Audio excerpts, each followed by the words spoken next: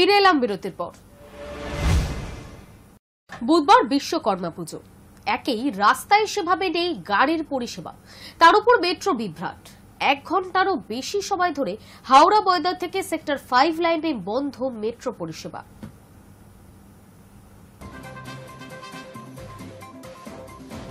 বিশ্বকর্মা পুজোর সকালে ফের মেট্রো বিভ্রাট। 1 ঘন্টারও বেশি সময় ধরে হাওড়া ময়দান থেকে সেক্টর 5 পর্যন্ত পুরোপুরি বন্ধ পরিষেবা। বিশ্বকর্মা পুজোয় এমনিতেই রাস্তায় যানবাহনের সংখ্যা কম থাকে, তার উপর মেট্রো বন্ধ হওয়ায় প্রবল সমস্যায় যাত্রীরা। মেট্রো তরফে জানানো হয়েছে যত দ্রুত সম্ভব পরিষেবা স্বাভাবিক করার চেষ্টা করা হচ্ছে। বিশ্বকর্মা পুজো উপলক্ষে রাজ্য সরকার ছুটি ঘোষণা করেছে, তবে সরকারি সংস্থাগুলি খোলা রয়েছে। ফলে অন্যান্য দিনের মতোই বুধবার সকাল থেকেই পথে বেরিয়েছেন নিত্যযাত্রীরা। তবে রাস্তায় অটো বাসের দেখা নেই বললেই চলে। ফলে বহু মানুষের ভরসা মেট্রো, আর সেখানেও সমস্যা। বুধবার সকাল 10:35 নাগাদ যান্ত্রিক সমস্যা শুরু হয় গ্রিন লাইনে। এক পর্যায়ে পুরোপুরি বন্ধ হয়ে যায় হাওড়া ময়দান থেকে সেক্টর 5 পর্যন্ত মেট্রো পরিষেবা। তবে যাত্রীদের জানানো হয়নি ঠিক কি ঘটেছে। স্বাভাবিকভাবেই প্রবল সমস্যায় পড়ে যান যাত্রীরা, কারণ বুধবার বিকল্প পথে গন্তব্যে পৌঁছানো বেশ কঠিন। স্বাভাবিকভাবেই মেট্রো স্টেশনে বাড়তে থাকে ভিড়। ঘড়ির কাঁটায় 11:48 নাগাদ আংশিক পরিষেবা চালু হয়। শেষ পাওয়া খবর অনুযায়ী এখনো পুরোপুরি স্বাভাবিক হয়নি পরিষেবা। উদ্বোধনের 1 মাস পেরোনোর আগেই এই বিভ্রাটে প্রবল বিরক্ত যাত্রীরা। High news network. কাউন্টডাউন শেষ, বাংলাদেশের রূপোলি শস্য এবার সীমান্ত পাড়ি দিয়ে ঢুকলো ভারতে। মঙ্গলবার থেকেই ইলিশের রফতানি করার প্রক্রিয়া শুরু করেছে বাংলাদেশ। বাংলাদেশের বাণিজ্য মন্ত্রণালয় বিজ্ঞপ্তি জারি করে জানিয়েছে আগামী 5ই অক্টোবর পর্যন্ত ইলিশ রফতানি করবে বাংলাদেশ। কাউন্টডাউন শেষ, বাংলাদেশের রূপোলি শস্য এবার সীমান্ত পাড়ি দিয়ে ঢুকলো ভারতে। মঙ্গলবার থেকে ইলিশের রফতানি করার প্রক্রিয়া শুরু করেছে বাংলাদেশ। বাংলাদেশের বাণিজ্য মন্ত্রণালয় বিজ্ঞপ্তি জারি করে জানিয়েছে আগামী 5ই অক্টোবর পর্যন্ত ইলিশ রফতানি করবে বাংলাদেশ। বুধবার ভোররাতে বনগাঁর পেট্রাপোল সীমান্ত দিয়ে ভারতে 3টি করে গাড়ি 32 মেট্রিক টন ইলিশ নিয়ে পৌঁছেছে। ধীরে ধীরে ইলিশ ভারতে আরও ঢুকবে বলেই জানা গিয়েছে। কলকাতার আড়তগুলিতে বাংলার খুচরো পাইকারি বাজারে পদ্মার ইলিশও পাওয়া যাবে। উৎসবের মরশুমে বাংলাদেশ থেকে রাজ্যে ইলিশ আসারই কথা ছিল। বিশ্বকর্মা পুজোর আগের রাতেই শেষ পর্যন্ত প্রথম দফায় সীমান্ত পেরিয়ে বাংলায় ঢুকল ইলিশ। মঙ্গলবার রাতে উত্তর 24 পরগনার বনগাঁ সীমান্ত দিয়ে ইলিশের ট্রাক এদেশে ঢোকে। বাংলাদেশের ইউনূস সরকার প্রথম দফায় 37.46 মেট্রিক টন ইলিশ পাঠিয়েছে। প্রতি বছর উৎসবের আবহে বাংলাদেশের সরকার ভারতে ইলিশ রফতানি করে থাকে। বাংলাদেশের শেখ হাসিনা সরকারের পতনের পর ইলিশ রফতানি নিয়ে প্রশ্ন উঠেছিল বিভিন্ন মহলে। বাংলাদেশে ইউনূস সরকার ক্ষমতায় আসার পর জানানো হয়েছিল ইলিশ ভারতে পুজোর আগে রফতানি করা হবে। গত বছর প্রাথমিকভাবে 3000 টনের অনুমোদন থাকলেও শেষ পর্যন্ত ভারতে পৌঁছেছিল 2420 টন রূপোলি শস্য। চলতি বছর ঢাকার বাণিজ্য মন্ত্রক জানিয়ে দেয় ভারতে 1200 টন ইলিশ রপ্তানির অনুমতি দেওয়া হয়েছে। অর্থাৎ গত বছরের থেকে অর্ধেক ইলিশ এবার পাঠানো হবে ওপার বাংলা থেকে। কিন্তু কবে নাগাদ সেই পদ্মার ইলিশ সীমান্ত পেরিয়ে আসবে তা নিয়ে তৈরি হয়েছিল সংশয়। কিন্তু শেষ পর্যন্ত মঙ্গলবার রাতে বনগাঁর সীমান্তে এসে ট্রাক দাঁড়ায়। এরপর রাত 1টা নাগাদ বেনাপোল সীমান্ত দিয়ে ইলিশ বোঝাই ট্রাক ভারতে ঢুকল। মোট 7টি ট্রাক ওপার বাংলা থেকে ইলিশ নিয়ে এদেশে এসেছে। আগাম খবর পেয়ে সীমান্ত এলাকায় অপেক্ষা করছিলেন এপারের ব্যবসায়ীরা। পদ্মার ইলিশ পেয়ে খুশির হাওয়া ব্যবসায়ী মহলে। ইলিশ হাতে ছবিও তোলা হয়। এক একটি ইলিশের ওজন 1 কেজির উপরে। প্রতি কেজি ইলিশের রপ্তানি মূল্য বাংলাদেশি অর্থে 1525 টাকা। এবারে ওই ইলিশ উৎসবের দিনে কত টাকায় বিকবে সেই দাম নির্ধারিত হবে বলে প্রাথমিকভাবে জানানো হয়েছে। এরপর এই ইলিশ ছড়িয়ে যাবে রাজ্যের বিভিন্ন বাজারে।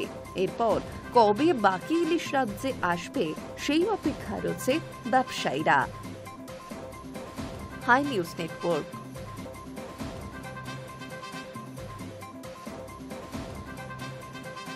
পুজোর বড় উপহার রাজ্য সরকারের, মাস শেষের আগেই বেতন পাবেন কর্মীরা। বিজ্ঞপ্তিতে বলা হয়েছে পুজোর ছুটির 26শে সেপ্টেম্বর থেকে শুরু হচ্ছে, তাই এই মাসের বেতন ছুটি পড়ার আগেই দিয়ে দেওয়া হবে।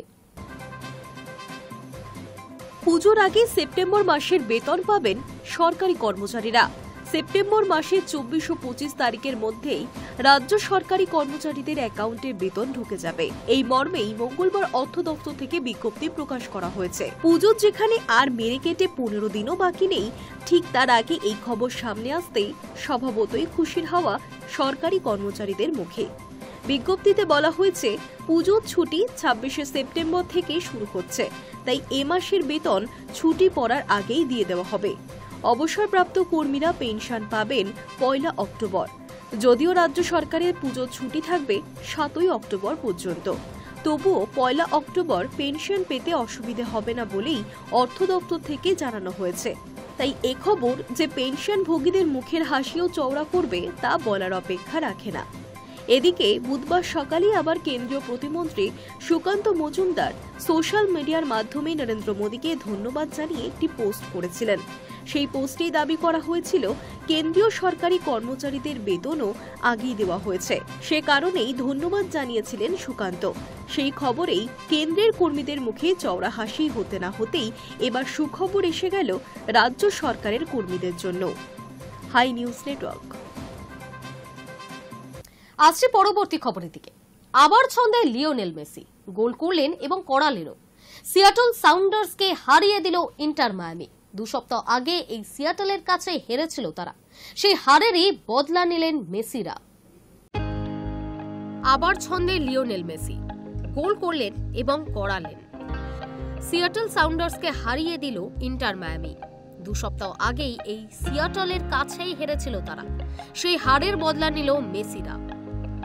আবার ছন্দে লিওনেল মেসি, মঙ্গলবার রাতে তিনি গোল করলেন এবং করালেনও। সিয়াটল সাউন্ডার্সকে 3-1 গোলে হারিয়ে দিল ইন্টার মায়ামি। লিগ কাপে 2 সপ্তাহ আগে এই সিয়াটলের কাছেই হেরেছিল তারা, আর সেই হারের বদলা নিলেন এদিন মেসিরা। ম্যাচের শুরুতেই এগিয়ে যায় মায়ামি। 12 মিনিটে মেসির পাস থেকে গোল করেন জর্ডি আলবা। 28 মিনিটে মেসি নিজেই গোল করতে পারতেন, বক্সের বাইরে পেয়ে তার শট পোস্টে লেগে ফেরে। 41 মিনিটে প্রতিদান দেন আলবা, মেসিকে দিয়ে গোল করান তিনি। মায়ামি 2-0 এগিয়ে যায়। এরপর রদ্রিগো দি পলের কর্নার থেকে গোল করেন ইয়ান ফ্রে। 69 মিনিটে সিয়াটলের হয়ে একটি গোল শোধ করেন Obed Vargas. Luis Suarez 3 match নির্বাসিত থাকায় তাকে এই ম্যাচেও পাওয়া যায়নি, তবে জিততে খুব একটা অসুবিধা হয়নি মায়ামির। মেসি আরও একটি গোল করতে পারতেন, সিয়াটলের গোলকিপার তার শট বাঁচিয়ে দেন। মেসিকে গোলের পাস দেওয়া নিয়ে আলবা বলেন, আমি সব সময় ওকে পাস দেওয়ার চেষ্টা করি, ও আমাকে পাস দিতে চায়। আমরা একসঙ্গে অনেক গোলের সুযোগ তৈরি করেছি এবং গোলও করেছি। আশা করি ক্যারিয়ারের শেষ দিন পর্যন্ত সেটাই করব। মেসির ছোটবেলার club Newell's Old Boys থেকে মায়ামিতে সই করেছে মাতেও সিলভেন্তি। তার অভিষেক হলো মঙ্গলবার রাতে। আগামী শনিবার ডিসি ইউনাইটেডের বিরুদ্ধেও খেলবে মায়ামি। Hi news network.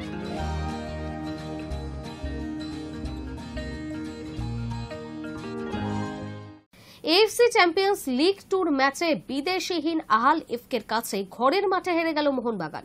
1-0 ব্যবধানে জিতল তুর্কমেনিস্তান। গোলের একাধিক সুযোগ নষ্টের মূল্য দিল হোসে মলিনার দল। তাছাড়া মোহনবাগানের খেলায় বোঝাপড়ার অভাবও বেশ স্পষ্টই ছিল। এএফসি চ্যাম্পিয়ন্স লিগ টুর ম্যাচে বিদেশিহীন আহাল এফকের কাছে ঘরের মাঠে হেরে গেল মোহনবাগান। 1-0 ব্যবধানে জিতল তুর্কমেনিস্তানের ক্লাবটি। ম্যাচের একমাত্র গোলটি করলেন আনায়েফ এনভার। গোলের একাধিক সুযোগ নষ্টের মূল্য দিল হোসে মলিনার দল। তাছাড়া মোহনবাগানের খেলায় বোঝাপড়ার অভাবও বেশ স্পষ্ট। যুব ভারতীতে প্রথম থেকেই দাপট ছিল আহালের ফুটবলারদের। ঘরের মাঠে ম্যাচ হলেও বেশ রক্ষণাত্মক ছিলেন মলিনার ফুটবলারেরা। মূলত প্রতি আক্রমণমূলক ফুটবলের পরিকল্পনা করে দল নামিয়েছিল মোহনবাগান কোচ। সেই সুযোগ কাজে লাগায় আহালের ফুটবলারেরা। মাঝে মধ্যেই তাদের আক্রমণে চাপে পড়ে গিয়েছিল সবুজ মেরুন রক্ষণ। প্রথমার্ধে অবশ্য কোনো দলই গোল করতে পারেনি। প্রস্তুতির স্বার্থে মলিনা কাফা নেশনস কাপের জন্য ভারতীয় দলে ফুটবলার ছাড়েননি। অনূর্ধ্ব 23 জাতীয় দলের জন্য খেলোয়াড় ছাড়েননি। তবু তার দল যে প্রস্তুত নয় তা বোঝা গেল আহালের বিরুদ্ধে ম্যাচে। প্রথমার্ধে বলার মতো কিছুই করতে পারেনি মোহনবাগান ফুটবলারেরা, বরং 32 মিনিটে আহালের একটি শট পোস্টের গোলে ফেরে। দ্বিতীয়ার্ধে পরিকল্পনা বদল করেন Molina. Jamie Maclaren, Anirudh Thapa, Robson রবিনহুদের মাঠে নামান। তাতে মোহনবাগানের আক্রমণের ধার কিছুটা বাড়ে, চাপ তৈরি হয় আহালের বক্সে। তাতে অবশ্য তুর্কমেনিস্তানের দলটি আগ্রাসী ফুটবলের কৌশল থেকে সরে যায়। তার ফল পায় ম্যাচের 81 মিনিটে। আরকাদাগের হয়ে আগেও কলকাতার মাঠে খেলে যাওয়া আনায়েফ এগিয়ে দেন আহালকে। তার এই গোলেই মোহনবাগানের কাছ থেকে 3 পয়েন্ট ছিনিয়ে নিয়ে গেল আহাল। এর আগে 67 মিনিটে গোল করার সহজ সুযোগ নষ্ট করেন জেসন কামিন্স। আরও কয়েকটি সুযোগ কাজে লাগাতে পারেননি সবুজ মেরুন ফুটবলারেরা, যেমন 71 মিনিটে আলবার্তো রদ্রিগেজও সুযোগ নষ্ট করেন। ম্যাচের আগে মোহনবাগান কোচ বলেছিলেন এবার তার লক্ষ্য মোহনবাগানকে এশীয় স্তরে উন্নীত করা। এএফসি চ্যাম্পিয়ন্স লিগ 2 এর প্রথম ম্যাচে স্প্যানিশ কোচের সেই লক্ষ্য ধাক্কা খেল। ঘরের মাঠে প্রতিযোগিতার শুরুতেই ধাক্কা খেল সবুজ মেরুন ব্রিগেড। গ্রুপ সির দলগুলির মধ্যে আহালই তুলনায় দুর্বল। সেই দলের বিরুদ্ধে ঘরের মাঠে হার মোহনবাগানকে নিশ্চিতভাবে কিছুটা চাপে ফেলে দিল। মোহনবাগানের পরের ম্যাচ 30 সেপ্টেম্বর ইরানের সেফান ক্লাবের বিরুদ্ধে। ইরানে গিয়ে খেলতে হবে সবুজ মেরুন ব্রিগেডকে। Hi news network.